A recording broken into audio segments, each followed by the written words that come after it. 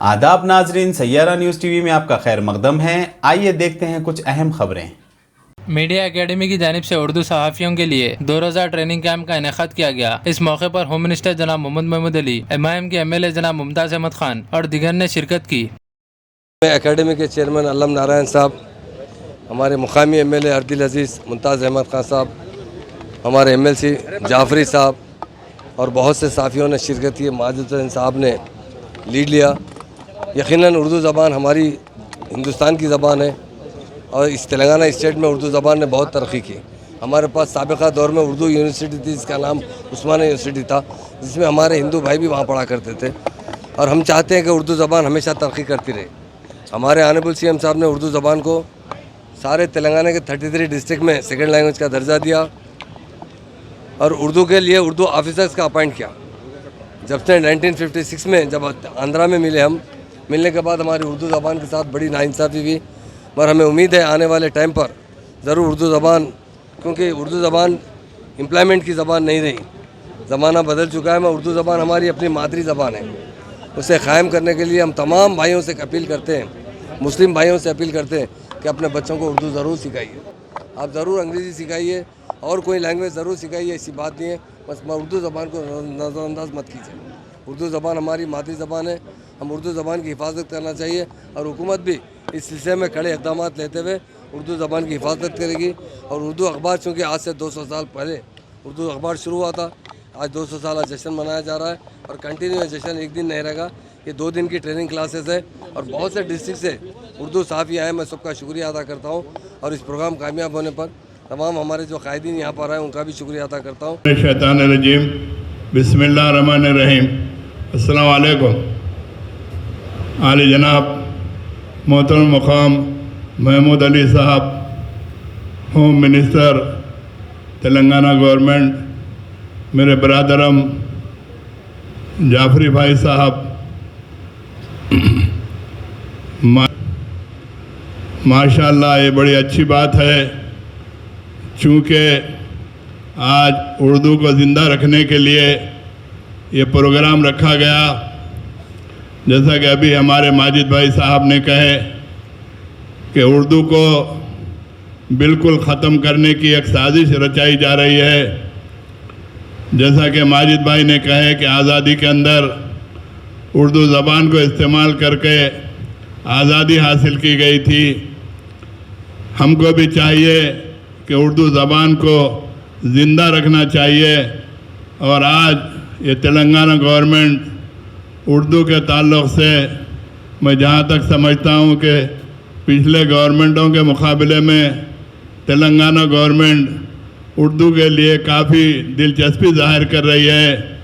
जैसा कि आज ये प्रोग्राम मुनक़िद करने के लिए हुकूमत की जानिब से आप लोगों को तमाम सहूलियात मुहैया किए गए, ये बड़ी अच्छी बात है।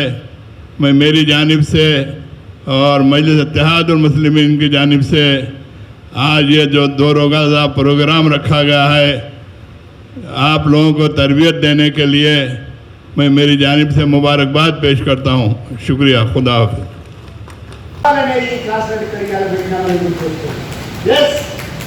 ఉర్దూ మస్ట్, ఉర్దూ ఉండాల్సిందే, ఉర్దూ సెకండ్ భాషగా ఉంది అని గుర్తుపెట్టుకోవాలి. రాజకీయ అవసరాల కోసము, మత అవసరాల కోసము, కుల అవసరాల కోసము, ఓట్ల కోసము ఒక భాష గురించి ఇట్లా మాట్లాడడం తగదు. ఒక భాషల గురించి తక్కువ చేసి మాట్లాడడం తగదు. ఒక భాష అనేదానికి దాని ఔన్నత్యం ఉంటుంది. భాష అనేది ఒక జీవత్ భాష, ఒక లైవ్ లాంగ్వేజ్. ఇది మన మధ్యలో ఒక అనుసంధానంగా ఉంటుంది, మన మధ్యలో ఇది ఒక భాష అనేది ఒక సంబంధంగా ఉంటుంది. కాబట్టి హైదరాబాద్ గంగా జర్నీ తహజీబ్ ఉత్తర దక్షిణాది ఒక అనుసంధానమైన సంస్కృతి కలగాలి, ఒక సమ్మిళిత సంస్కృతి కలగాలి, ఒక మిక్స్డ్ కల్చర్. ఈ మిక్స్డ్ కల్చర్ని పోగొట్టుకోకూడదు.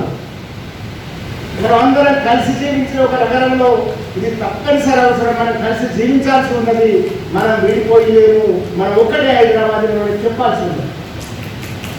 లాంగ్వేజ్ బారియర్స్ లేవు, వీఆర్ వన్. ఈ గంగాధర్ని ట్రాజెడీ గల ఒక చరిత్ర ట్రాజెడీ. గాంధీ మహాత్ములు లాంటి వాళ్ళు ఈ గంగాధర్ని ట్రాజెడీ గురించి ఉన్నారు. ఉత్తరాది దక్షిణాది సంస్కృతులకి ఒక సమ్మిళిత సంస్కృతి ఉన్నది హైదరాబాద్ కల్చర్. అందుకే ఇవాళ ప్రపంచ పటంలో అత్యద్భుతంగా జీవించడానికి ఉన్న నగరంగా దీనికి పేరు వచ్చి గుర్తుపెట్టుకుంటున్నారు. దీన్ని మనం కాపాడుకోవాల్సింది, మన లాంగ్వేజ్ని మనం కాపాడుకోవాల్సింది, మన మీడియాను మనం కాపాడుకోవాల్సింది. కనుకనే ఈ 2 రోజుల సమావేశాలు పెడుతున్నాం. అట్లాగే మీడియా అకాడమీ మీదాకా చేరాలనే, అట్లాగే మీడియా అకాడమీ ఇన్నాళ్ళు సంక్షేమం కోసం ఒక 42 కోట్లు ఇచ్చిన ఏ గవర్నమెంట్ కూడా లేదు ఇప్పటివరకు భారతదేశంలో. 42 కోట్ల ఒక మీడియా అకాడమీ ఫండ్ ఉంది.